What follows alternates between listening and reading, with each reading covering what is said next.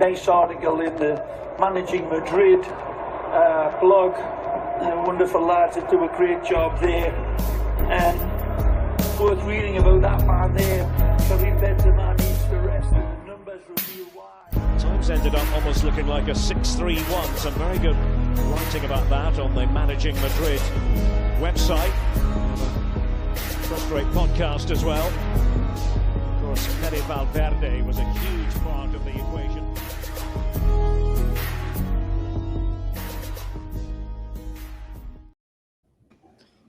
You got 10 seconds, gun to your head.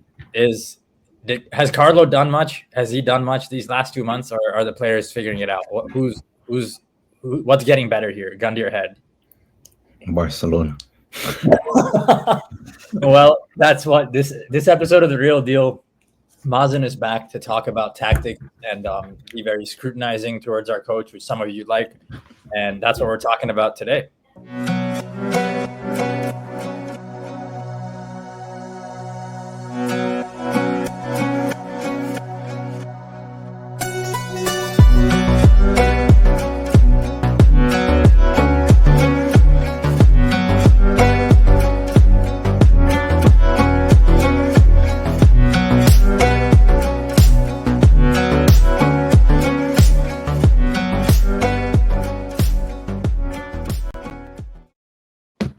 There's a threshold we all know the team Real Madrid has to hit for them to win the Champions League. And in the last 2 months, there were times when it looked like we wouldn't be anywhere close.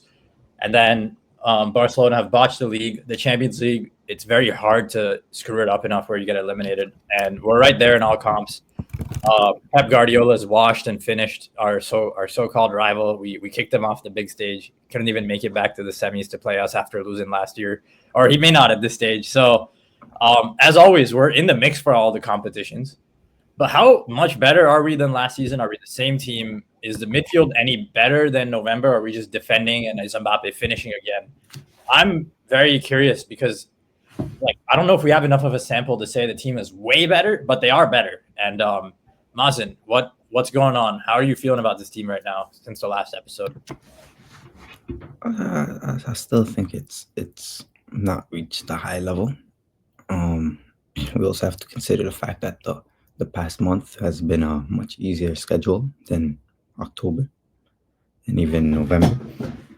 And we've still only won, I think, 2 of the last 4 league games. So offensively, it's getting better. Defensively, it's still not good. So what are you seeing offensively that's improving besides the obvious, which is just Mbappe's usage? They used him the wrong way, then they got back to using him the right way.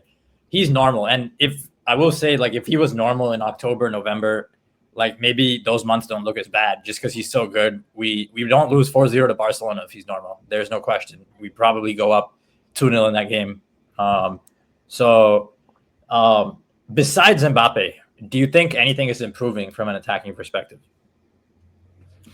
I think Bellingham's starting to get used to his role a bit more. He's a lot more free than the past two months before December. Kind of shows in his stats that he's had. Part of that has to do with I suppose the rest defense being a tiny bit more secure than earlier, allowing him a bit more freedom. And I think we've done a better job at settling into the final third, which allows him time to come up. So let me summarize all those. Bellingham starting to get used to his role a lot more. You mean getting used to the fact that he's gonna be deeper when he takes his touches, but still needs to arrive? Is that what you mean? Than last season because there's no Cruz behind him? I think he's just building a better understanding. I think he struggled at the start of the season trying to, Luka Modric, for example. He's always there no matter where the ball is at. And I think he struggled with that earlier into the season, but it's improving now. Interesting. You don't think it's a shift where he's allowed to play closer to goal or anything? You think he just knows? I think he's also been allowed to play closer to goal, especially the past month and a half. We've always had one of Vinicius or Mbappe missing.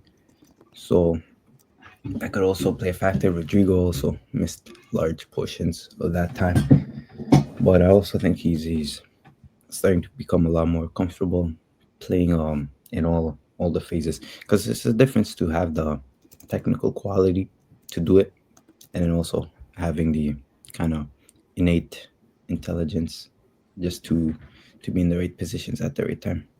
Yeah, I think that's where people maybe they were even too hype on Jude when he came. Where at first last season, I mean, the technical thing is there with him no matter what, which is what makes him special, and the physical attributes too. Where any run, any type of run, or any type of role, even if he has to be like a guy who beats his man on the touchline, he can do that. He's fast. And technically, I thought the most disconnected he looked was the start of last season. I thought we were playing this weird brand of Bellingham Cristiano ball where we were trying to you remember that, like it was like finding him like Cristiano, like, hey, keep sending him the ball, spam him like some striker. And his touches were good, but he was like, since he was such a focal point, I don't remember him being that great in combination play the first 6-7 weeks. Like, And also, he started to move towards the channels more this season, because Mbappe, most of his runs are kind of straight depth runs, whereas Vinicius and Rodrigo would peel to the side and leave the box for him.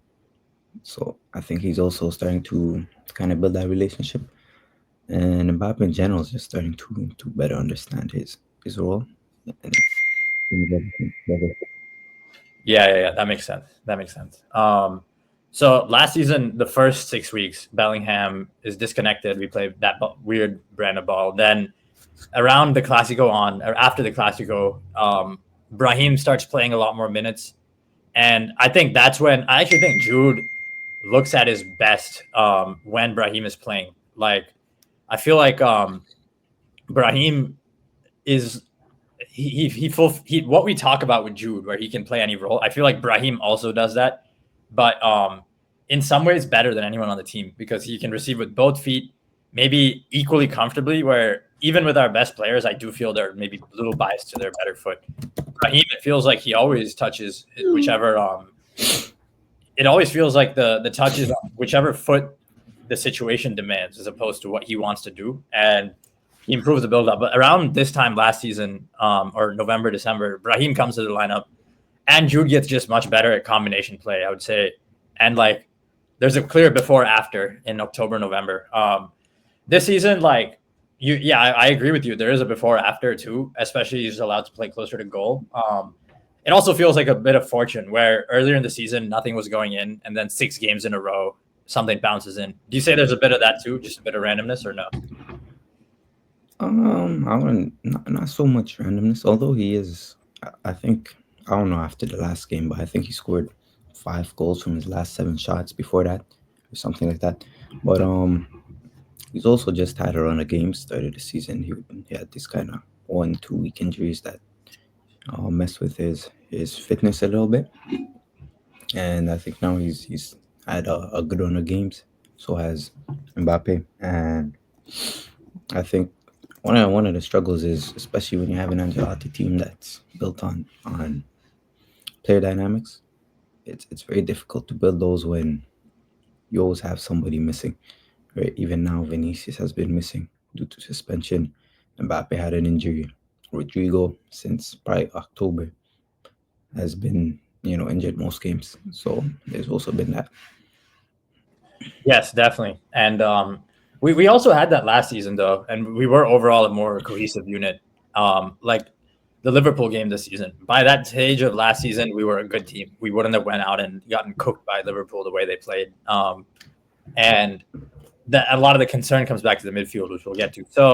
So Jude has gotten better, and I agree. And it's a lot of super intent, like lesser tangible things that you only measure by like paying very close attention game after game, seeing the different zones he's occupying. And I guess how big do you think Brahim is?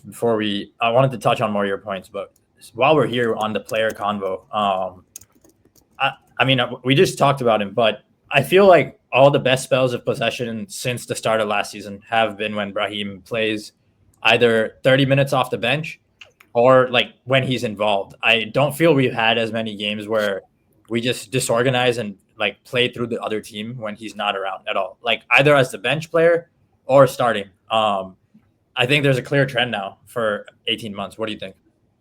I think Raheem gives you the pocket presence that we miss. He's very good at arriving into the spaces in the pockets. He's also despite his size, he's quite strong, so he's able to kind of hold the ball in the pockets. I think his off ball brings a lot. On the ball, it's kind of hit and miss. It does take a while to like release the ball, especially in transition. But I think when he's finishing off the transitions and settled play, when you're looking for spaces in the pockets, that's when he's at his best. Yeah, for sure. He does investigate the pockets. He is very strong for sure, and like that is underrated. Very fast too. Like he's not that different to Jude in that he's a 10, but like with the physical profile of someone who's not really a traditional threading the lines player. Much more explosive physical profile. I feel like he would add to any team in football. Like I go watch Man City, they could use Ibrahim. I see Arsenal, they could use Ibrahim. Except maybe Barcelona, who play like they have a few. I guess they have a lot of like Olmo profiles. Gavi, I know Gavi's not Brahim, but Barcelona have maybe a lot of those tweeners who play in between the lines. But most teams, I think, could use him. So Brahim comes back. Those are the obvious things. What where do you want to go next? As far as like you were saying the defense has changed a little. What do you think changed there? The defense, I think first of all, at Madrid, you always require a very high athletic base in your defense because you're covering a lot of ground. It's not really a kind of set rest defense. If you look at the Seville game last weekend, for example, the second goal was conceded basically entirely because Modric kind of played the pass too quick before we were able to settle the lines behind us. And I think Militao and Rudiger were able to kind of deal with that. Nacho as well. Obviously, he's gone now, but we're kind of lacking the athletic base now.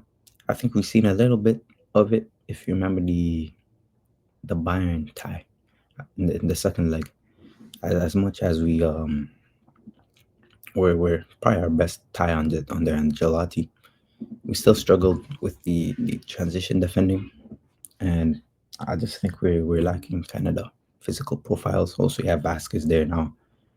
Fran Garcia, off the ball, he doesn't really bring any value. And so, yeah. Yeah, that's interesting. You think Raul Asensio and Tchouaméni, I feel like they're not even that bad physically. It's just Vasquez at this point, where the whole line is so reliant. And so when you get in a situation where Vasquez comes one over or you have to go support him too much, you get bent out of position elsewhere. I don't think they're poor physically, but they're a lot less front-footed than Militao, Nacho, and Alaba. Really? You think Alaba was very front-footed just because he couldn't deal with aerial balls, so he always wanted to nip it at the bud. Tchouaméni and Asensio being less physical than Nacho is very interesting. I don't think necessarily less physical, but less front-footed. Nacho was very quick to take the risks. And he also, I think, like Tchouaméni, the thing with Tchouaméni, yeah, he has a great physical profile, but his first step is extremely slow. And I think Nacho was perhaps the opposite, where he had a really quick first step, but wasn't the fastest. Yeah.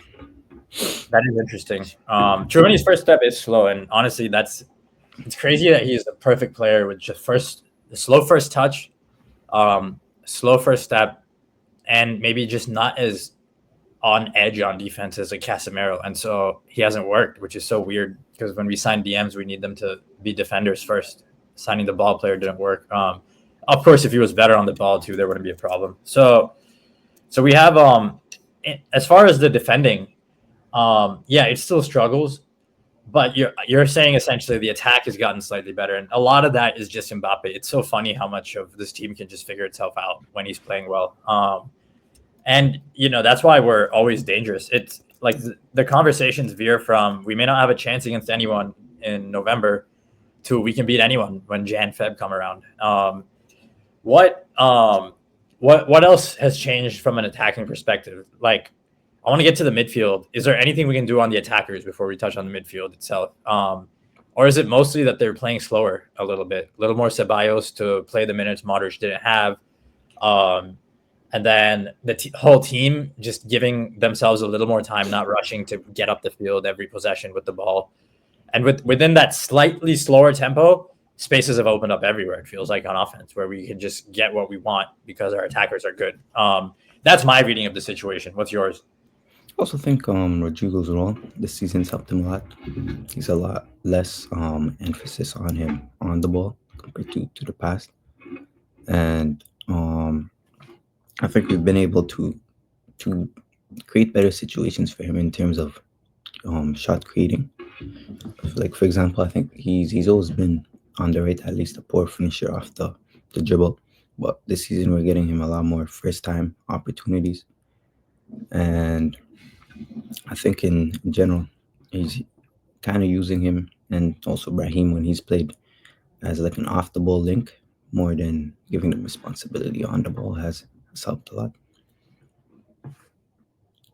Interesting. Yeah, that is interesting as pushing them off the ball. And then, so as far as the midfield, we've seen, I mean, I presented my hypothesis, but I think increasing Ceballos and change minutes, what that did was really the games Modric wasn't playing. I think it gave them a new anchor where they're like, okay, like, hey, we're still playing the same way. Modric isn't here doesn't mean we like send the ball up the field every time we get it. And then, and Ceballos is like, some have pointed this out, but I feel like he didn't accept this role fully before of the first phase circulation.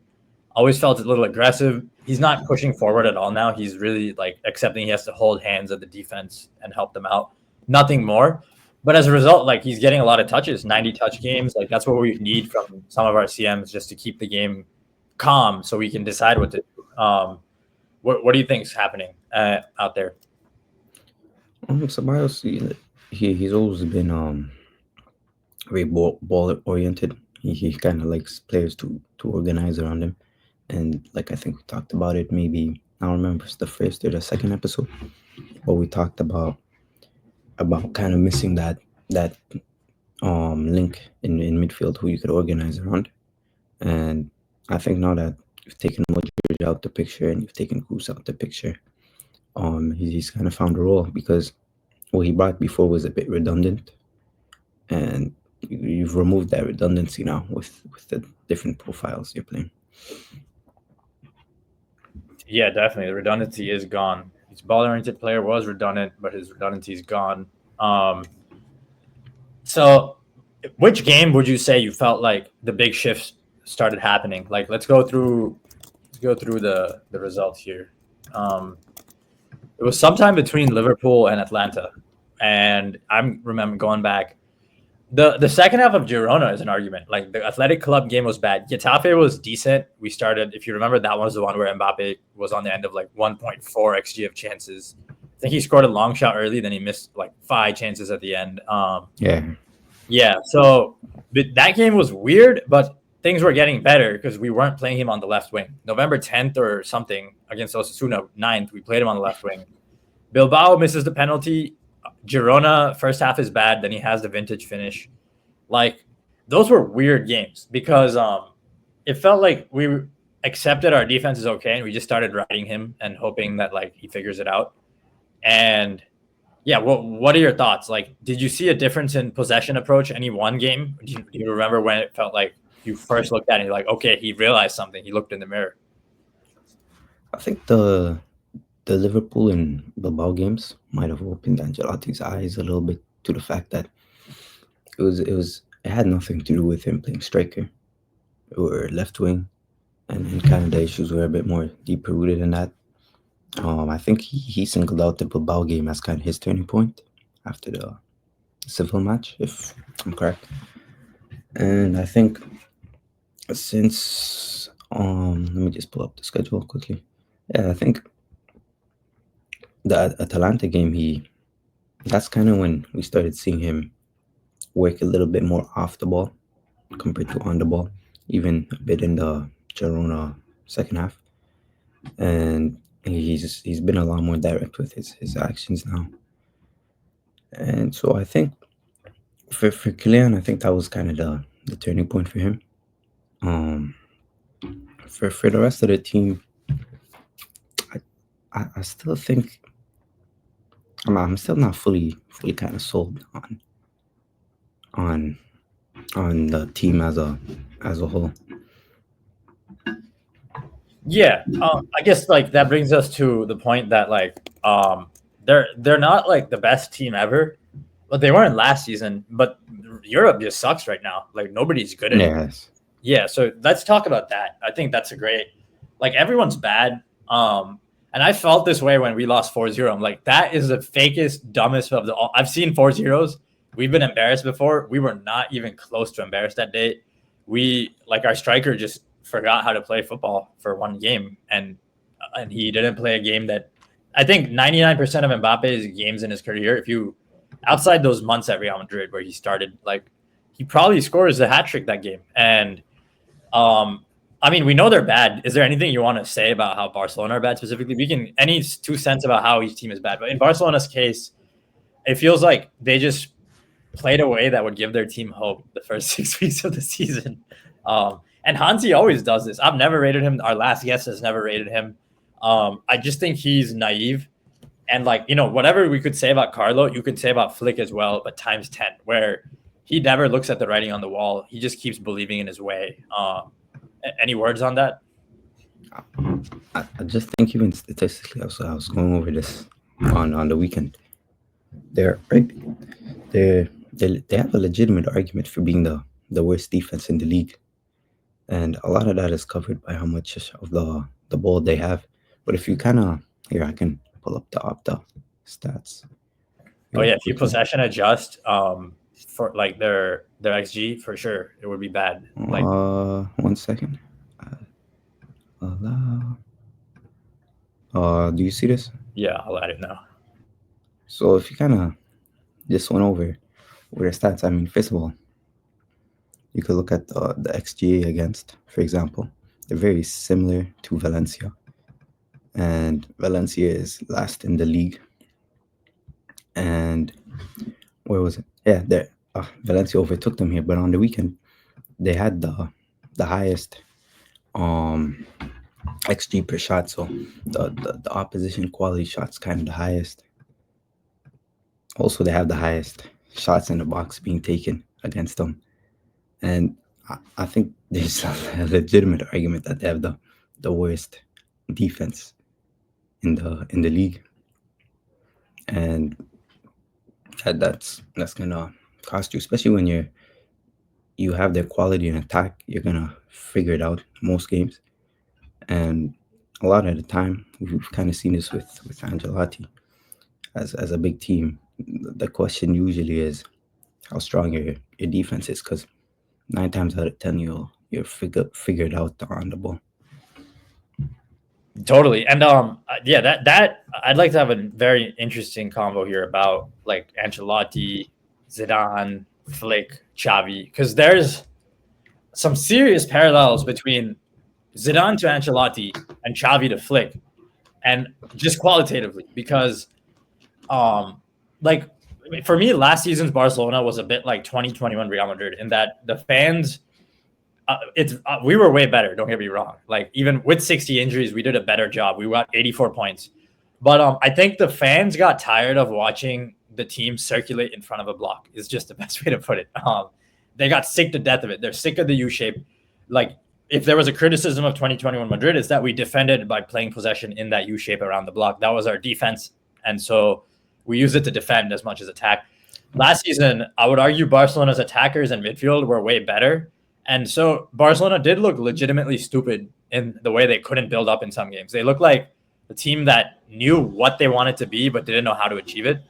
So I feel like what Carlo did coming to Madrid, just playing faster, is a bit of what Flick's done. Now, in Carlo's case, he has better players.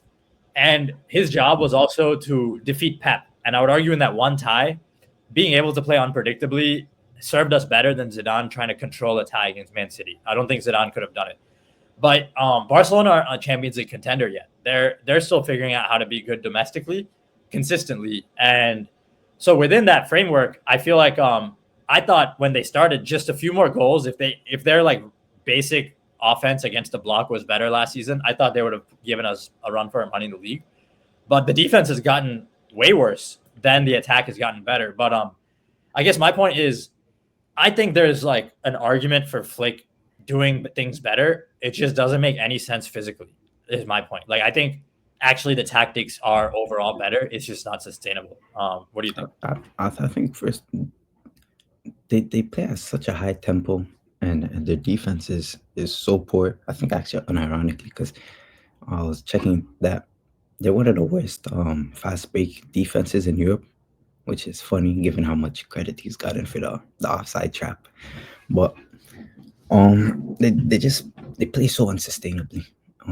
Especially for again a team of their quality that's gonna find a way 9 times out of 10. They just give the opposition too many opportunities, and I think they give opposition favorable opportunities as well. It's not kind of with like Ancelotti, for example. The way you kind of break down Madrid is most of the time is keeping the ball, right, and kind of working the low block a bit, which is not the most compact.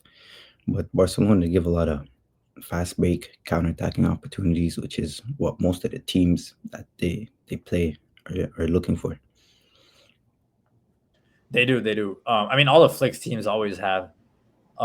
Is there a path to success for them left this season? I feel like with him, it was there early in the season, but he like that they took that path 100%, and then I feel like it's disappeared now. Like there isn't one. I think they still have the best attack in the league by some mile, and that could be the bailout for them on the season, especially since Madrid aren't the most consistent. Atleti, they've not played that well. They've gotten away with a lot of last minute results. So I still think they have an opportunity. The Champions League, it's not. I saw such a silly tweet from some influencer, just saying like, "Hey," and it was like a Barca influencer trying to get their fans drummed up. He's like, "Hey guys, hear me out. I think the league is the one we don't have a chance in this year. We can do it in the Champions League." I'm like, dude, are you stupid? Just because you beat Bayern, they got lucky against Bayern, so they think. I think for them, they just kind of have to do what Madrid and Atleti did a month or two ago. Just be patient. I don't think they're playing the best competition in the world, so if they're able to figure out themselves, they'll kind of battle back in. Yeah, that makes sense. I think the only few months where a Flick team was able to keep transition defense under wraps was his very first season at Bayern. He's never had, I think, 15 games in a row where they didn't look like suspect for big periods of it since that season at Bayern. And as people have pointed out, he didn't coach a full season in a row at Bayern. He was brought in November as the assistant, pandemic in March, and then he comes back. So he's a bit like what Gregory Dupont did for us, like that. If you remember the fitness trainer who Zidane worked with, the France World Cup guy who got France ready for the World Cup. He's like that. Maybe that's why Germany brought him in, but he failed when he tried doing that with Germany too. The same unsustainability failed. I think also at Bayern Munich had such a high physical floor that they were able to match the tempo in which they play at. Barcelona, as soon as you win the ball, you're gonna win the duel against them, and that's a big difference. I think that they're kind of suffering with compared to his Bayern team. You don't think they're winning enough duels to play his style? You think they're too small? I don't think they have the capacity to do it. I think someone who would be very important if they were to have the capacity is Gavi, and you can't put him in that situation unless you want to potentially end his career, like we did with Militao. And I would feel bad if they did that to Gavi. He's definitely, he is a rivals player, but definitely one of the most physically intense players I've ever seen ever. And when you pair the technical base, we've almost never seen anyone reach where he did before the ACL. No Gavi though, and Gavi in a pivot after an ACL doesn't hit the same yet. He's aggressive, but it's just different. So nobody else. I mean, so we know Barcelona aren't that good in La Liga, but Europe also is pretty bad. Like Arsenal are legitimately not so great attacking, where their great defense is shot in the foot by their inability to attack. They're like a little Atletico Madrid now, that we've seen over so many years. Any comments on all these other teams like that have so much money that aren't good? Man City. My hope is if we were not to make the the, the top 8, we could hopefully grab them in the playoffs, get them over with before they kind of have a chance to recoup some of their injured players.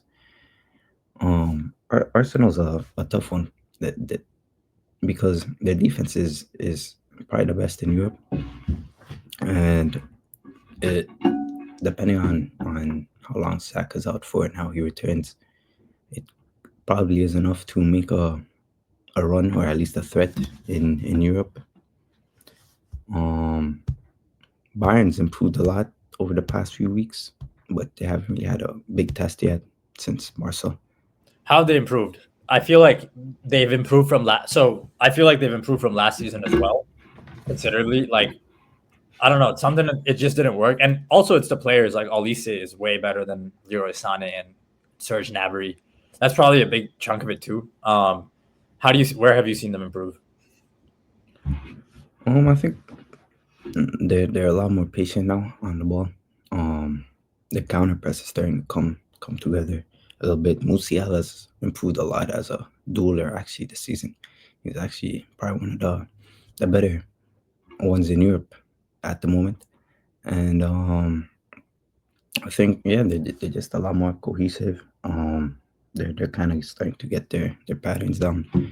And I think especially with Tuchel who attacks kind of with Tuchel's one of those coaches who brings you to the final third and then lets you kind of do your thing. So there was a bit of a transition period there, and also they build out a lot faster. They moved through the wings a lot earlier than Tuchel, so there's kind of a lot of things early on, kind of the moments where you're trying to learn new things and also unlearn the work you've done for the past 18 months. Yeah, I was on the record saying I think Kompany would do an underrated job at Bayern. I think like he was auditioning for his own job at Burnley, not trying to make the team good. People missed that. Like he got relegated because he didn't care about their results. He knew he could get the Bayern job even if he relegated them, and he was proven right. I also think they kind of cut their bigger matches at a bad moment, like Barcelona, for example, and that's kind of maybe hurt their public perception. Yes. How would you, and also like that, but their game against Barcelona is no different to ours. Play that again. Let's see how it goes. Run it back. So then, what? So the last episode, I thought a good analog for Kompany was Flick. Is that a good analog? Like, because these positional coaches come in so many shapes and forms. There's the Enrique school, which we don't talk about. If you want, we can. I'm sure you'll have a lot to say. But where is Kompany for you? Between Hansi on one side, Guardiola in the middle, maybe, or maybe still on one side, and then Enrique to like way further on the Guardiola direction, and then Arteta is probably between Enrique and Pep at this point. Not closer to Flick. Where'd you see this guy? It's kind of tough, kind of given the fact that I didn't watch too many of the games. But one thing I've realized is I think I watched some of their goals against Leipzig the other day, and Bayern kind of have this. If you even go back to Flick, and then Nagelsmann and then Tuchel and our Kompany, they always kind of bring coaches in who attack the box in very similar manners, but where they kind of differ is the speed in which they attack. I think Kompany, for example, he kind of changes his he's one of those who slows down kind of as you go up the pitch, which was similar to what Nagelsmann did, opposite to Tuchel. And that makes sense. I think they've become a much better counter pressing unit because of that, because they kind of tighten up their distances, whereas Tuchel looked to accelerate in the third. That was something we took advantage of in the first leg. So I think he's just kind of his own unique coach. You think? I feel like he actually copies Pep, like maybe a lot. You could argue in terms of wanting to retain that attacking threat while slow. But I don't think he's like younger Pep. I mean, not like old Pep, who's very much defensive. I just think that might be the best comp. Like he was a very good ball playing center back himself. He played for Pep, and I don't think he's Flick fully either. I think he has more Flick's tendencies and maybe a little faster now, a little more aggressive. I think he's very similar to Flick in the way his teams attack the box. Okay, volume of like runs and like the way they try to catch you off guard, sending 5-6 guys. Okay, that makes sense. That makes sense. Pep's teams are very controlled attacking the box. They make the runs, but it's usually in situations where they already know they have an advantage. Not out of hope, I should say. They make it when they know something's going to go down. So that is interesting. I feel like there's who else would we want to go over? I mean, I went over Enrique on the last episode. He's just a bum in my opinion. Well, we've had two contrasting opinions about him. We've had Ali came and said he thinks his squad's one of the best and their metrics are good, but then anyone who watches them hates them. No, I mean, I don't think he kind of has much to offer. They're very slow, like extremely slow and predictable. Yeah. Slow and predictable for sure. What else here? Any thoughts on any coaches you've been following you like a lot between like Iraola, Alonso, anyone, or even Simeone? I want to hear your trends. I guess like the context here is we just did a roundtable with every coach, and if I say anything, it's just going to be a repetition of what we just did the last episode. But I want to hear any contrasting things that we can talk into. I mean, I haven't caught a lot of Athletic this season. I think Girona, Michel, he's actually done, I think, a good job evolving that team, even though their results might have not been as good. They do kind of lack quality. Mm-hmm.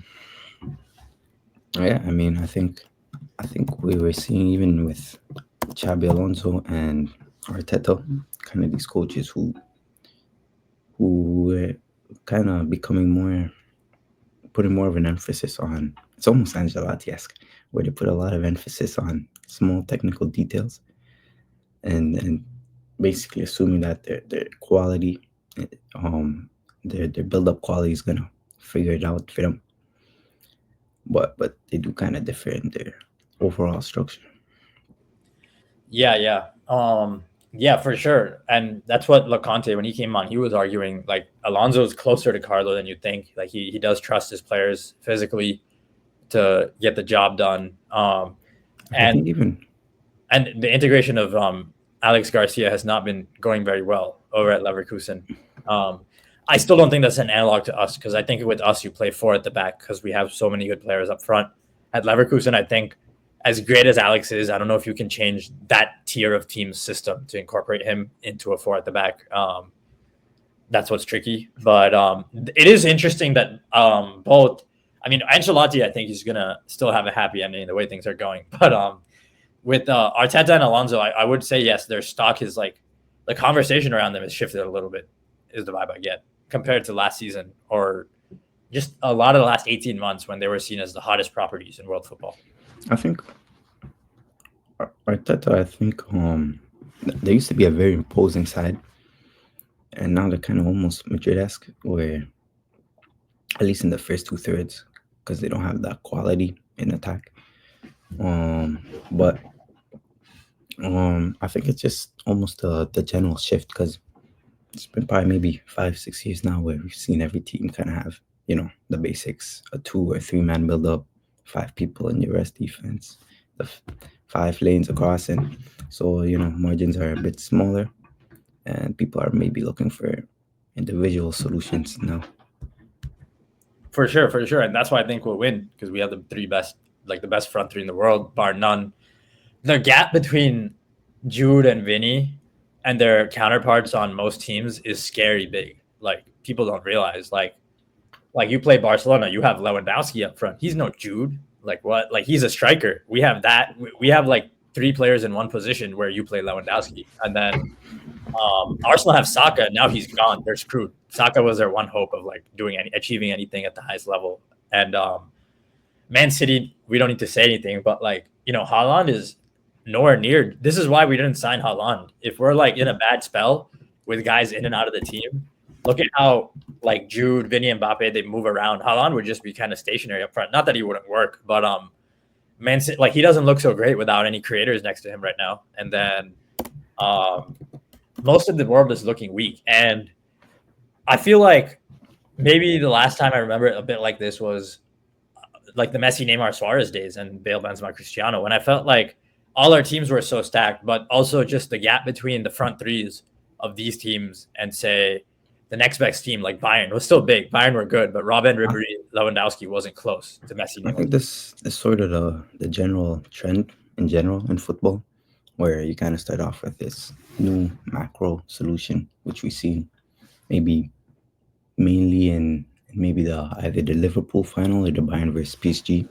with the 3-2-5s and the 2-3-5s that we see, and then obviously if we can spot them, the coaches out there in the Premier League and stuff can, and they start finding solutions to them. And so I think maybe the last 2 or 3 years we started seeing teams focus more around groups of players, 3 or 4 players at a time, and now perhaps we're starting to see individual solutions. And I don't know, maybe eventually, since we were reaching this point, it's maybe showing signs to the next big shift. Well, the game, I think the interesting thing about this is outside the bubble of Real Madrid, the game has been shifting where you're describing constantly. Almost no team has shifted away towards the Real Madrid direction. It's been most teams. Teams will have points like City, except that they need to elevate profiles in certain areas if they want to compete with us. But in general, the marketing language of football tactics has never been play like Real Madrid. It's never been this way. And it's always been that we buck the trend. And I mean, like 2009, Guardiola comes in, and then 2015, when Enrique won in 2015, ESPN had a line. I've said this before on the show, but they said if Real Madrid used to represent what the European Cup was about, then Barcelona defined the modern one with 4 in 9 years, because they had won 4 in 9 years, which was the most of any team in a 9-year span in the modern competition till we came in. And even when we did, there was a discrediting, Mazin, if you remember, like 2017, there was like pieces going around asking like, will we be remembered as a great team? And I'm like, what the hell? 2018 especially. What? Getting discredited? Yeah. Right. And because that team had a very big difference between their league performance and their Champions League performance. Yes, which is why it's easy to dismiss us. So how much do you think that matters in evaluating whether Real Madrid style works? Because for me, I think the thing is, like, you don't need to dominate the league to win the Champions League, is what people miss. And not only that, it is actually tiring to dominate the league. And that's something that people also miss in between. So yes, we're cheating by not dominating the league every time we win the Champions League. It's not the same achievement as doing both. But I think it's stupid to dominate the league at the expense of doing your best in the Champions League, which is what some of these teams do. And because they do that, they want to diminish the Champions League as a competition. What are your thoughts?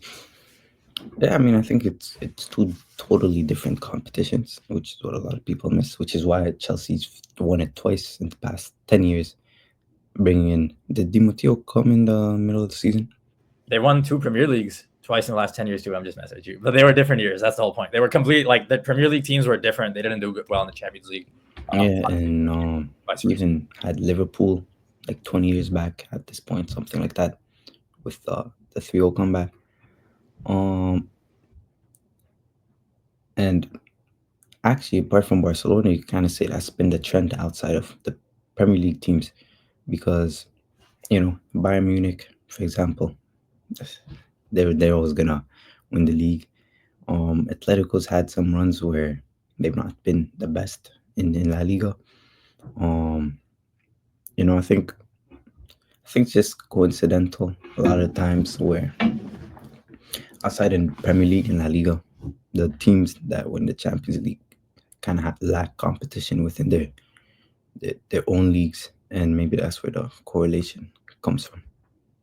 That is an argument. And that's why even the stronger the Premier League gets, paradoxically, the less easy it gets for the Premier League teams in the Champions League. We've been over this on the show. Like, do you think, I think what's interesting about Carlo is most coaches who optimize for the league usually have like a good system offensive with enough defense. Coaches who optimize for the Champions League usually are more defensive. Carlo's like that one rare coach who makes you more potent in knockout ties while being an attacking coach. Is he like the only one who does that?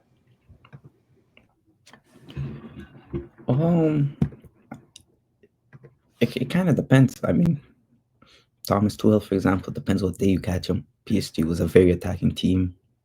Chelsea, not so much. PSG was the exception. Okay, so yes, it depends on the day you catch him, but if we go there, he wasn't the same knockout coach at Dortmund I don't think he was, from what I remember. He wasn't. He wasn't, right? But that was like Usman and Pulisic and Aubameyang. That was a ridiculous. Kind of a Tuchel paradox. It was a fantastic league team, but not the best in knockouts. Yeah, and I've more than a paradox. I feel like, and I say this because the other day we did a big coaching sheet, and it was so interesting how like a plus in attack and a plus in defense is so rare. It's usually just one or the other. Actually being a positive coach on both sides of the ball, where you don't restrict the other side of the ball to achieve what you want on one, is very rare. For long periods at the top, where it's very clear and obvious. A lot of coaches also, they're not they're not Guardiola or Arteta, where they're kind of willing to deviate from their personal beliefs to maximize both sides. A lot of coaches are quite stubborn, actually, right? Like if you signed, for example, if Ancelotti was to get fired and Madrid signed maybe De Zerbi today, I don't think he would adjust for Madrid. Not to say I think we'd improve as a league team, but I don't think he's, he would deviate away from his own beliefs. And I think that a lot of coaches, they kind of have they're willing to make that trade-off of playing their football in return for maybe worse results. Yeah, for sure. And I mean, so like when you're willing to compromise on your beliefs, that indicates one, usually that like, there are multiple ways to win, but it also means you don't feel you need to play the same way every week to get more cohesive. Like Carlo, like he doesn't believe you have to do the same thing every week to get better and better at that style. Two, do you think it makes it so that you can win knockout ties you otherwise shouldn't if you're willing to deviate? And if you're not willing to deviate from your beliefs, is it true that you only end up losing knockout ties you should have won, but you don't usually end up doing the other way around? I think the question is difficult because to kind of maximize both your offense and your defense, you need such a high technical base that 99% of teams can. Like, for example, Manchester City, they do it by just, playing around, forcing you to sit deep. How many teams can play 10, 15 passes through your block and retain the ball? Maybe City, maybe Barca, maybe Madrid. That's probably the end of the list.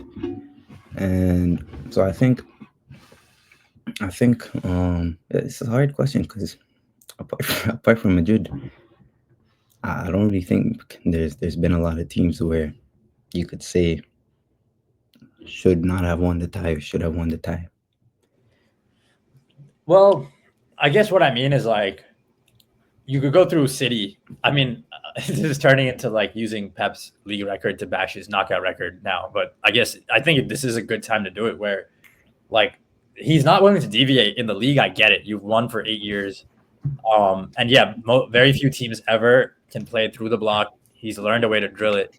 I just wonder like last year, I mean, you've said it yourself. They were too scared to play through our block though, when it really mattered. They were terrified. It's all fun and games when you do it against Burnley because their attacker isn't on wages where he can do anything. But when you saw Vinny, you were scared. You were social distancing around the center of our block. What are your thoughts as far as like, well, I guess my point with that is it's not just that tie, but like they could have beaten Tottenham. They shouldn't have went down 3-0 to Liverpool at Anfield in 2018. Leon. Monaco just walked over them. Like Monaco, Mbappe was good, but like they made Monaco look even better. It felt like at points. Juve just shut them down.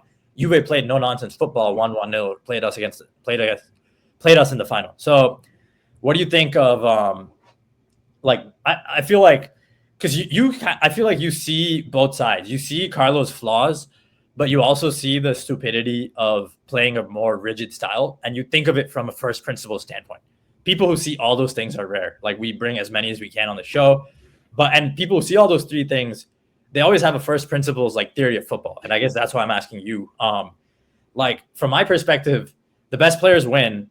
Pep has created a system that allows them to win with like maybe not even the best players sometimes, but I still believe unpredictability wins the biggest games. And more importantly, I just think he didn't do the best job sometimes in those knockout ties. Like won Champions League in 12 years without Messi, like, or whatever.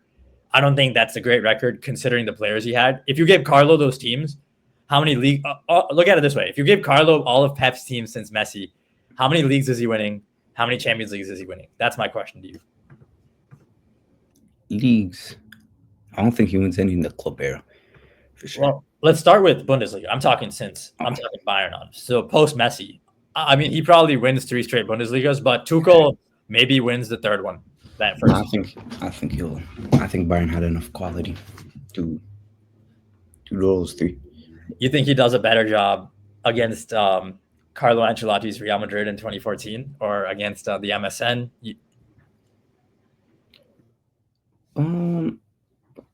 MSN. I don't remember that tie too well. I remember that tie. I will actually defend Pep. I don't think he could have done much different. That they were monsters. Like he kept it 0-0 till like someone Bernat or made a mistake in the 80th minute of the first leg. From there, it's impossible.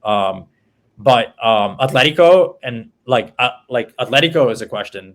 Do you think he does a better job that tie? You think he does a better job against us? And then let's get to Man City from there. I think the Madrid tie was probably one of Ancelotti's kind of smarter ties, the 4-0 in particular.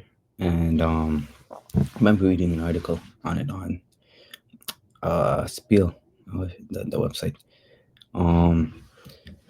I think like Ancelotti, he really targeted their marking scheme. I don't remember the exact details of it, but he kind of targeted their marking schemes, and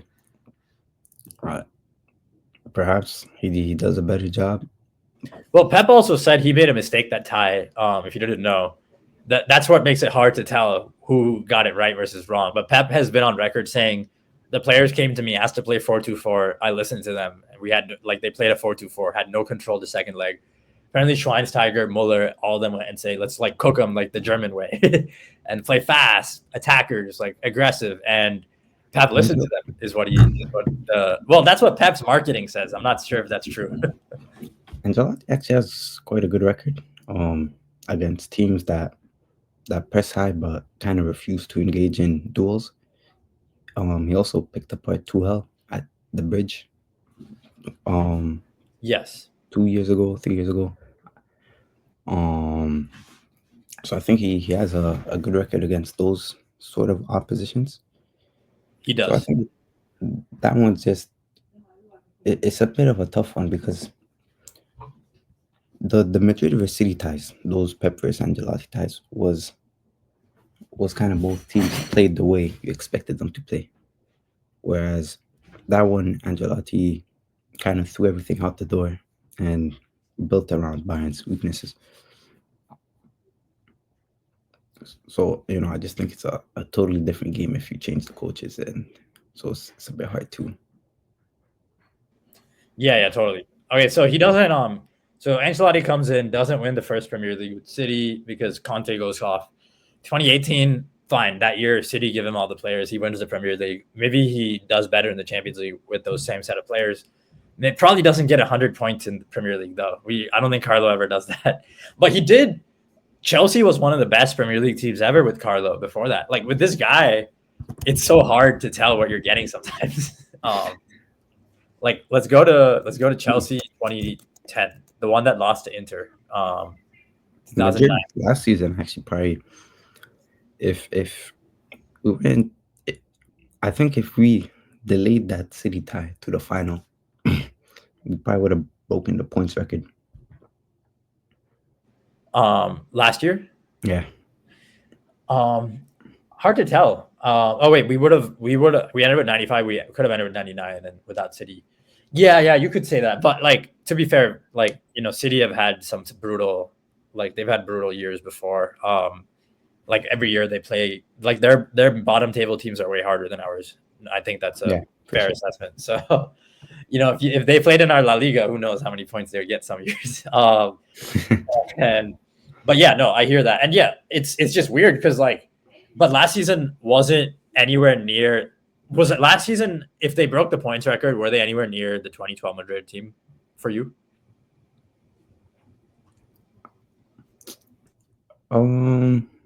Relative to their time, I'd say they were better. That this Madrid was better relative. Okay, so does that just bring us back to, was the competition just way harder in 2012? Because look at those teams; they would have wiped the floor with these teams, right? Some of them. The kind of like maybe the top 5 or 6 teams in Europe were better, because then we just see a bigger talent distribution. Yeah. So like it's Champions League perhaps got easier, but the league's gotten 10 times harder. Yes. The league week to week has gotten 10 times harder, but also like if you gave the 2012 players this league, they probably destroy it easily because they're just good. If you gave them these modern tactics like Ozil, Cristiano, Di Maria, they rip this league apart. That's what it is. There's nowadays kind of a lot of room for error in the league. We've seen it the past 2 months where Madrid's had one of their probably worst start under Ancelotti. Because if you remember, even the 22-23 season, we had quite a good first half of the season. Yep. And, still find yourself in a good situation. Not even because you've done much, but rather the competition. So, right. If I was a Premier League team and like Real Madrid was doing this and like every year people are like looking at us, I would want the Super League. I would ask for the Super League immediately. Even 22-23 when Barca won the league, we just kept on dropping points. I think they ended up with 88 that season, and they were on pace for 100 halfway through the year. So I think if like I remember around January, February, we fell around 5 points behind, I want to say, and there's kind of like panic bells. But in reality, if we had stayed more consistent for the last 3-4 months, we could have pushed it. Yeah.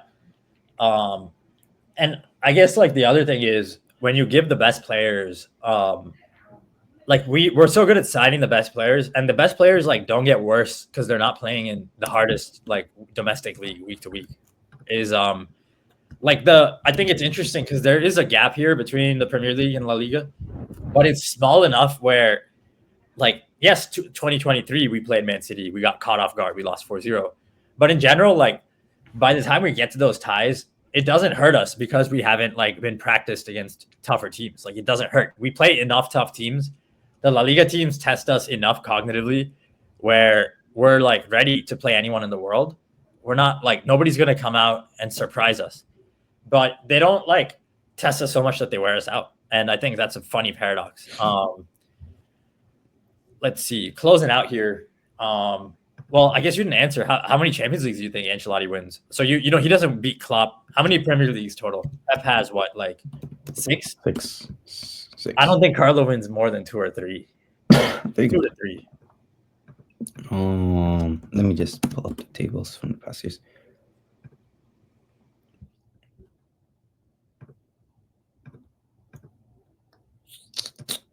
I think.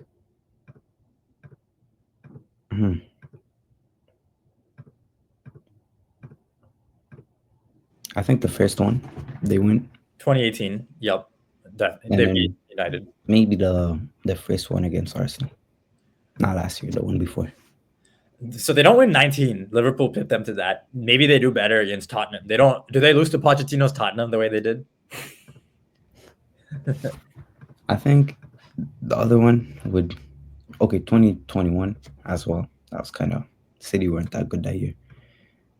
It was Well, let's go. Let's cover the full year. So 2018, they win the Premier League. Do you think they do better in the Champions League? Like, you think he does better against Jurgen Klopp's Liverpool? I don't think they go down 3-0 in 30 minutes against Jurgen Klopp's Liverpool. With Carlo. He doesn't set up in a way that exposes you to that possibility the way Pep did. I think perhaps they could win that one because that was not that was kind of Liverpool's first. Yes, they could press back. That was their best press. That was like kind of their first season as a elite team in, like, at least in the Champions League for quite a while. Especially under Klopp. That was the year they made the final, right? Yep. Yeah, we might have went down. I think he might win that tie. Well, I don't know if you remember, but that year, the second leg, they actually played well. City. They lost 2-1, but they got. Yeah, I remember that. Yeah, it was the one Sané scored, I think. Yes, and I think Salah got one too in the end. But it was like I just don't know if they lose 5-1. If they lose, like, I don't think they lose 5-1 to Liverpool under Ancelotti. And then let's just say maybe Liverpool get that one. 2019, he doesn't win the Premier League because Liverpool get 97 points. Does he? But he doesn't lose to Pochettino in the knockouts with a better team, right? He's not like that. City versus Spurs. I think another question is, how do you think Carlo would do in that situation? Because City had this huge mental block for many, many years. Do you think he could help them get over that? He did for us in many ways. But I think it's a different level. It is a different level. It is a different level, and he has mostly done it at established clubs in that sense. He was PSG's first league title, didn't get them to the final or anything. He was solid for PSG. Like, at PSG in 2013, they played Barcelona, and there was no mental block, nothing. Messi just got a late away goal, and Barcelona made it through, like, barely. But he coached a proper tie for PSG. Like, some people argue, like, that was the best version, like Carlos, like the one that didn't look stupid. Like, before they had this reputation and started screwing up, he was there before they were known for what they're known, infamous. And that tie was proper. I wouldn't say they choked it. So it is tricky to say. It's just like, I mean, like, over here, he came in and he did, like, build this Real Madrid in many ways with Vinny, like, around Vinny. So I just think it's interesting how the positional coaches have a reputation, even though we're the ones winning the Champions League. And the overall reputation is that we get lucky with good players and that these other teams are doing it more sustainably. And I get that argument, like, especially with Ancelotti, there are things he does unsustainably. But, like, if you just flipped it, we don't win all the Champions Leagues with Pep at Real Madrid, do we? I think the 2022 and 2024 we do. I'm not sure about the first Ancelotti stint. Interesting. You're not sure about 14, and I don't think we went to 3P with him, but it is a tough argument. Like, we have enough players. Well, our players are good enough where we could probably win with any coach. So you obviously have that argument. I guess my flip is, like, there are some things Pep has done with these players who are good that are not always optimal in knockout ties for them.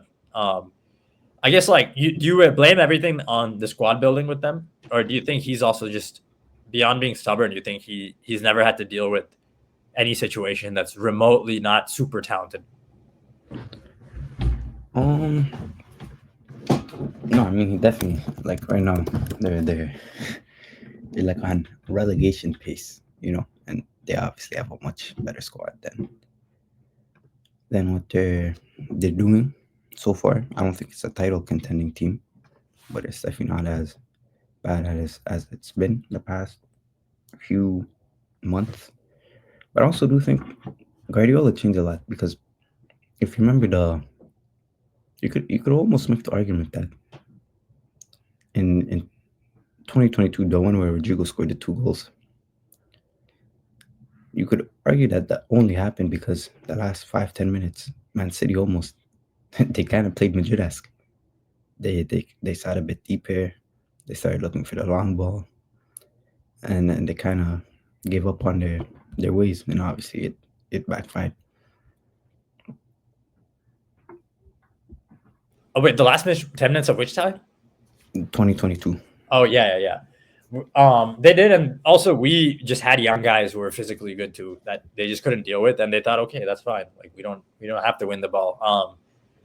If this is the weakest Europe, if you had to rank like the top of European football, when did it start falling off? Then when did it really start falling off?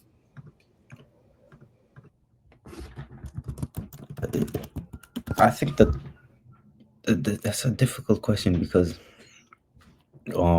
there's been a lot more competition lately. Right, I think if you go back 10 years ago, you just say Bayern, Madrid, Barca, and then you'd have the rest of Juventus were good too for many years. yeah, Juventus as well. And then you kind of had the rest of Europe. Simeone, a couple seasons kind of crept there. Yep. But I think Bayern and Barca have been lost to us as like forces since the turn of the decade, essentially. Like the 8-2 was the last time Bayern were a force where like every year they've kind of found a way to fail in the Champions League. But last season they were decent. I would say that. I would say if we went 2017 Madrid, that was obviously an all-time team. I would say 2019 Liverpool as well. The Bayern side, that one with Flick. Then City and Madrid, like the last two Champions Leagues. Last three or two? Two, like Madrid 2024 and City 2023. Interesting. I think the weak point was Chelsea and Madrid. That makes sense. But I mean, outside the winner though, like the top 3-4. When do you think the top 3-4 fell off? I feel like this is gonna sound cliche, but when Cristiano left Madrid, I feel like the last 6 years. Liverpool, the year Liverpool won the Champions League was quite weak. Because City didn't replace us like as a force. Yeah. As the same force we were. Or Barcelona.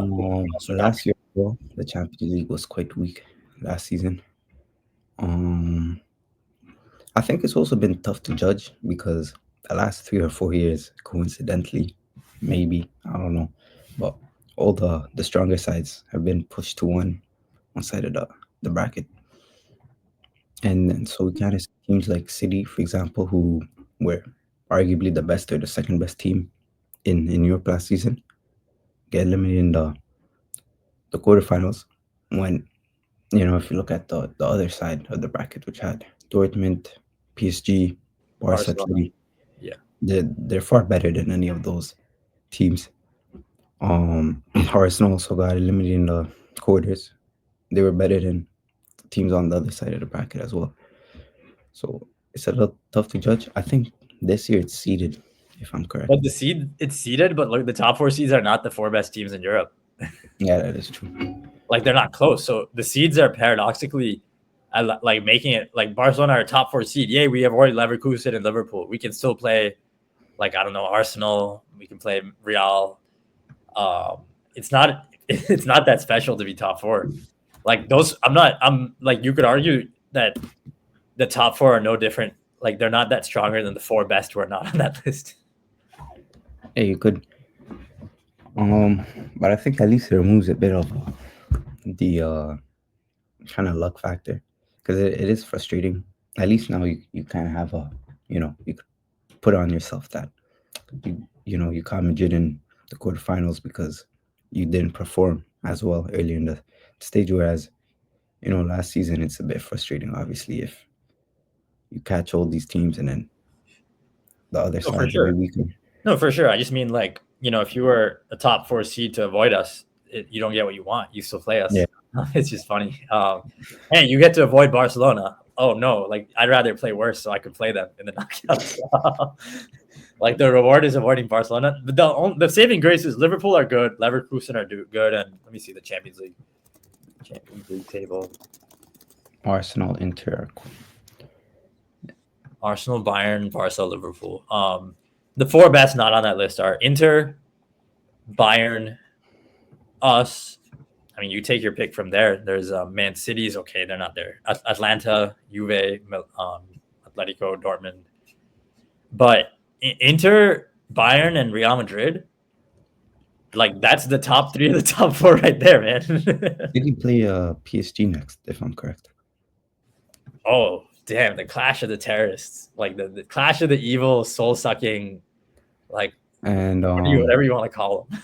That's quite big because it could knock one of them out potentially, depending on how the last match goes.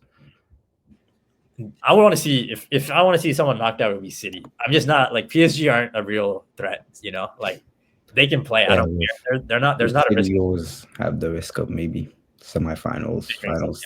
Yep. And once you're there, back, maybe De Bruyne refines his form.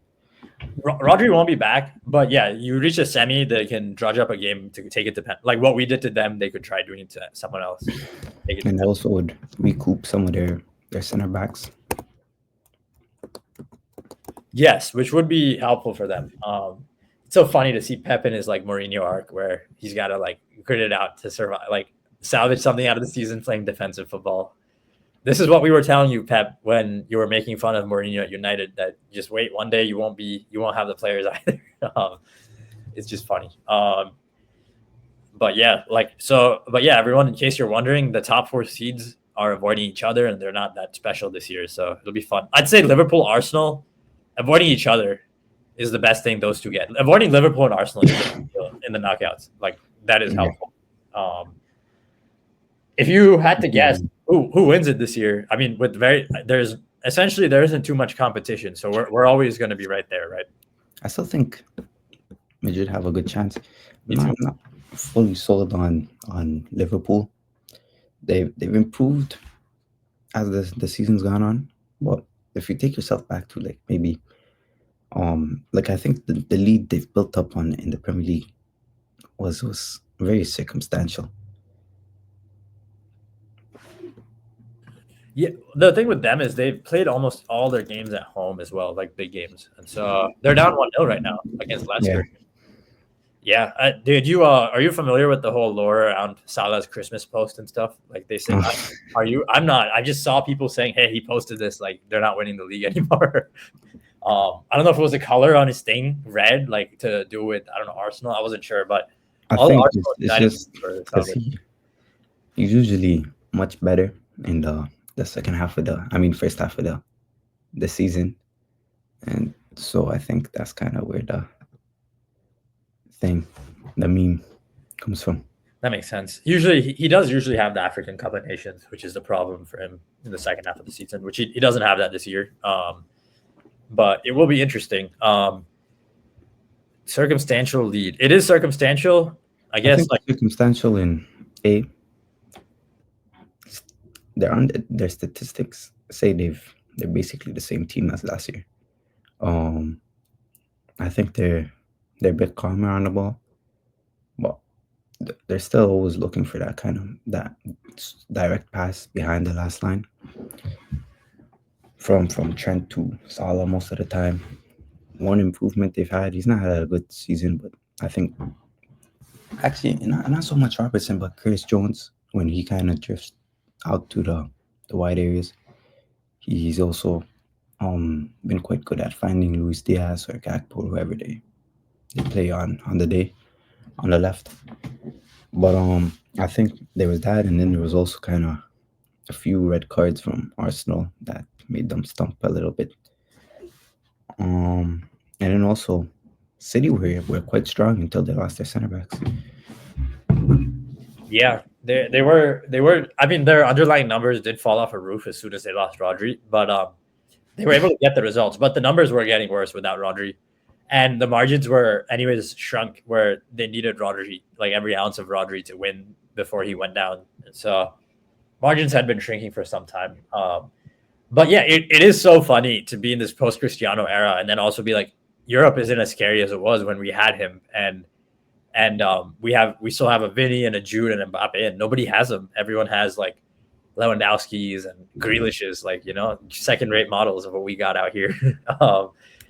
And it should be fun. But I'm with you. You think we win the Super Cup comfortably, Mallorca, and then the winner of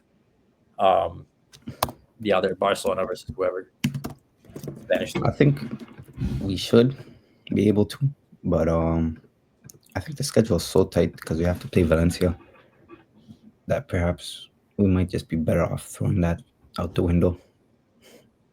Because if 1 second, let me pull up. We have to play Valencia on a Friday. Yeah, but we play Mallorca. We're not throwing the money away because it's like a free million if you beat Mallorca or whatever. You get most of the money. But you have Valencia on a Friday. Then on a Monday you have the Copa del Rey match, and on a Thursday you have to travel to Saudi, right, to play Mallorca, and potentially the final on Sunday. So that's 4 games within a week.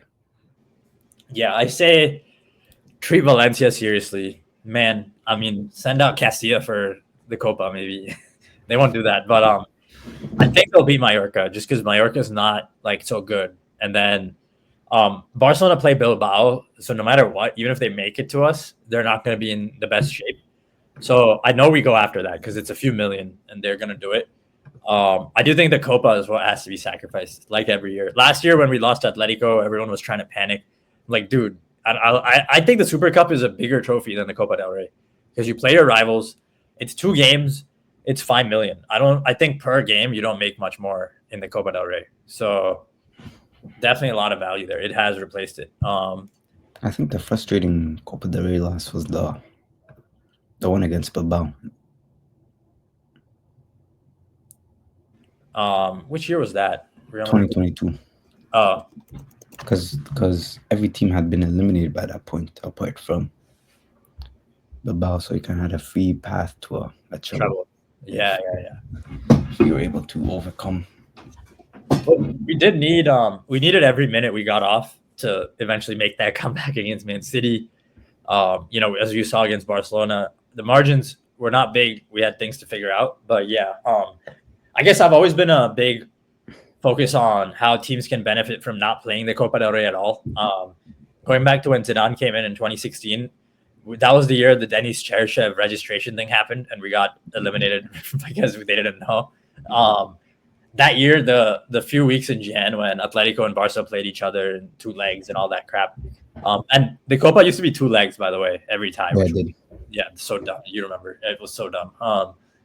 Back then, not being able to play like 6 fucking games made the biggest difference between Jan and June. Like 6 games is a lot of difference between, like, it just spreads you way more thin if you have to play that extra 400 or 500 minutes during that time of the season. So very now with the World Cup.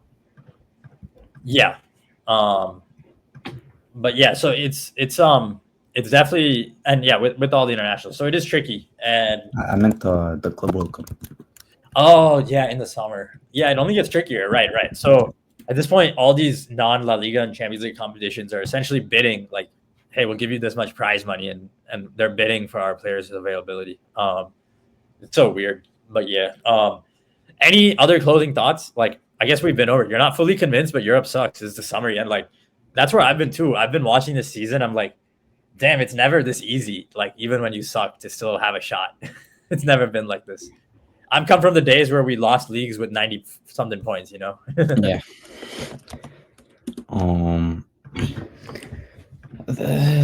I think it's kind of the same thing as before, where you have enough quality to, you know, scam 1 or 2 games, and that's practically enough for the Champions League, especially now where the margins are getting a bit bigger, right? Like you look at last Champions League, we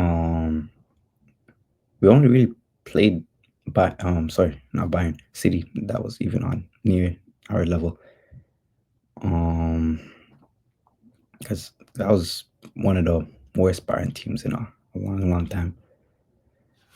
And then we had Leipzig and Dortmund, which is, two of the easier ties you could ask for. Yeah, yeah, for sure. For sure. And so, lastly, you said the rest offense has changed. Did you want to say anything about that? I forgot what you mentioned. I haven't noticed the difference in that. I feel like they've always been open, like in rest offense, the whole season because there are just so many good players. And with once Mbappe came in, I feel like I've seen the open lane all season, and I haven't been able to spot the difference there. I just feel like once they get it, they slow it down. What do you see? I think the main difference is Mbappe has become a lot more direct off the ball. Right, early in the season, you kind of seen him dropping very, very deep, and also it's actually helped us retain the ball as well because with how deep we defend, you look at I don't know City or Arsenal for example, they have a striker, and then your striker could just set the ball because they're so close defensively. We don't have that same compactness off the ball, and so actually just being able to have someone like Mbappe attack the depth and force the line to drop deeper, and then you have Ceballos, Modric, whatever to Yeah, shut it down. yeah. And to this point in the season, we have pretty much an identical goal and expected goal difference as last season, just 5 fewer points, um, which is interesting. And I think as when the season finishes out, I think we might end up with slightly better underlying numbers than last season, is my hope. And that would speak to how, even though you lost Cruz, Mbappe is just like as an attacker is such a rare profile that he shifts the like gravity of the pitch in your favor essentially once again. And I just think that's beautiful. Like it's been beautiful. I think it's beautiful to see how much gravity he has, even when he's like forgotten how to play the game, which is awesome. And also, um, hopefully Camavinga's return could push Valverde up the pitch. I think he struggled a lot, kind of with the pivot. Yeah, so I have paid less and less attention to him since I've at some point early in the season I realized like okay, like you're not gonna replace Cruz, and I also realized that because he had a big bump in possession numbers last year, so I realized like okay, that bump was with Cruz. You're not making the same leap again without Cruz. So I've accepted that, but you obviously feel like he's regressed in possession. Is that right? What do you think? And like just walk me through. I've seen you tweet about it, but feel free to elaborate. I don't think he's regressed in possession. I think he's regressed a lot in mobility. Um, and add that to the fact that he's never been someone who kind of has the best awareness behind his back. Like I think if you compare Camavinga, for example, right, he's kind of constantly gathering information before he receives, and with Truman and Valverde in the pivot, we've kind of struggled in the fact that you'll see this a lot with both of them, where they'll receive the ball and there's no one, like they receive back to go, and there's no one, 10, 15 meters behind them, but yet they'll play the ball to Rudiger or whoever else is the center back or Courtois, not realizing that just because they don't gather enough information before receiving, and that's kind of put us in a lot of A, we've not been able to attack as quick, and B, a lot of the time it actually leads us to situations where the opposition does have the numbers to trigger a press. With Fede, you say less mobility. It's not noticeable defensively. What do you mean by that? Like, in the I sense think, that like less like you said he doesn't rotate his hips and stuff. That's what it is. yeah, I think if you look at Valverde these days, he's become like a straight line player. But if you go back a season or two, that was not the case. I think there's a goal he scored, Mallorca, if you remember that one. I don't, but you can just run with it. It's fine. Yeah, but basically, there's one where he kind of picked the ball up in his own half, kind of just ran, shot it. But the point is, I don't think he'd be able to score a goal like that anymore. And he's a lot more stiff. Interesting. I mean, that's also like, I hate to say it, but that's just symptomatic of minutes in many ways. Like, I mean, in general, like playing one football game makes you stiffer. Playing as many as him, I'm sure it's made that a thing. That is worrying to hear, just because I don't. If I had to say, like when, like I've been watching Real Madrid, but I've actually just been watching Mbappe a lot, like during those games more than the rest of the team. Like especially as it got bad, I was paying attention to his body language more and like focusing on actions with him, off the ball him, and you don't pay attention. You can't even pay attention to the full game when you care so much about just one player. So with Fede, just pulling up his stats because I want to see if the passing has gone down.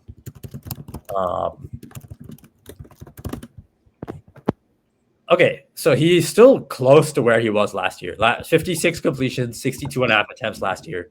I think another thing about Fede is he passes the ball extremely slow, and that's not something really kind of the stats pick up. And he's also not that aggressive with his passes. I actually think if you go through the first Atalanta game in the Super Cup and you go to the second one, a very noticeable difference is how aggressive Ceballos was in his passing compared to Tchouaméni and Valverde in the first matchup, because sorry, what that did is Atalanta couldn't kind of settle, because Atalanta, what they like to do was, you know, apply man to man without having to pressure the ball, which meant having the ball and the goalkeeper. And Valverde and Tchouaméni did that a lot, and it kind of made us struggle a lot more in the first matchup. That makes sense. Do you think he's someone who's, I mean, we've always felt this, but you think Fede is just like, because he's such a physical profile, that's how the coaches use him, and he's not like allowed to blossom technique. Not even allowed, but like because he doesn't view himself as that player, he doesn't become the player he could be. I think his almost ideal scenario would be like a mini Kevin De Bruyne. I don't think he has the passing, unfortunately, but kind of somebody who just the pure running power in transition. But nowadays he's almost become the entirety of the rest defense, to the point that you don't even know if the trade-off to maximize him like that offensively is worth what you lose for the entire team. I don't think it is either, and that's what the big shift we started making last season, just playing him deeper, that we didn't make 2 years ago when we were using Fede on the wing. I agree with that. I do think he's a generational defender, and I do think he's more than secure enough in possession where, like, not worrying about him is fine. Like, he's not going to ruin the team in possession. I guess, like, you're one of the people who's most critical of him. I think in possession he was at his best in 2022, where it was very transition based. Used a lot of his running power. Although again, like I said, he doesn't have the exact passing as Kevin De Bruyne. Nobody does. But yeah, he had this low driven cross / shot that worked a lot of times. Worked in the final against Liverpool. It was. I always remember that one. He like freezes for a quick sec and slams it through Van Dijk, past Van Dijk, and it's just like Van Dijk tries to stop it. It's just like he like shoots it basically. Like I think he admitted that was a miss, like it was a shot. Yeah, it was a shot. He actually pulled that off quite a few times that season, like intentionally. Nice. Yeah, with him, it is fascinating with him for sure, because we've seen so much on the ball. Yeah, I love the long shots from him. I do love the rest defense role. Not many guys who could cover as much ground as him. Like Conte did it. Not many guys though who would ever do it in history. Especially at his size. Yeah, he's big. Covers so much ground. Yeah, not as big as Declan, but still pretty big for that size. Declan's the only other one who really covers ground in that zone like him right now. Declan Rice. Yeah, definitely. Well, I think this is a good time to start bringing this to a close. Just wanted to get a few of these in during the Christmas, and yeah, it was interesting. You know, European football declining. Our team always in the mix. Yeah, you think we win the Champions League this season, Mazin? If you had to guess, I actually feel like we could send Carlo on a fun little send off. I'll say I'll give it 40%. 40%. Yeah. 40%. Fair enough. I'll go with 60 right now. I don't see a tie where we're like I don't see a team better than Man City last year in a knockout tie against us. So that's my optimism right now. I'm a little higher. Like last season, I feel like the obstacles were there and we beat them. This season, I don't even see the obstacles. We're the obstacle internally more than anything. Also, now you go in as defending champions, and every team built to beat you. So there's also that. For sure, there is. One reason I like this year is because it's one of those rare Champions League years where the team dynamic changes for the winner. Winners always just try to repeat what they did the year before, usually. But with Cruz out and Mbappe in, even if they want to, they're not playing the same team. Maybe that's something that helps us. We didn't even have this during the three-peat. We lost players, and we somehow won in 2018. Yeah, we lost a lot of depth. Yep, and we somehow did it. So this year is a shot to really and I guess 16 going to 17 was the year we just strictly got stronger in every facet. We didn't get weaker at all. This year's a bit in between, so it'll be interesting. All Madridistas out there, hope you're enjoying your holidays. Happy New Year, everyone. Happy New Year, Mazin. Happy holidays. Hope you're thankful. Man, happy holidays to you, and enjoy your New Year's. As always, it's great experience being on the show, and also discussing kind of more than just Madrid, unlike the first two episodes.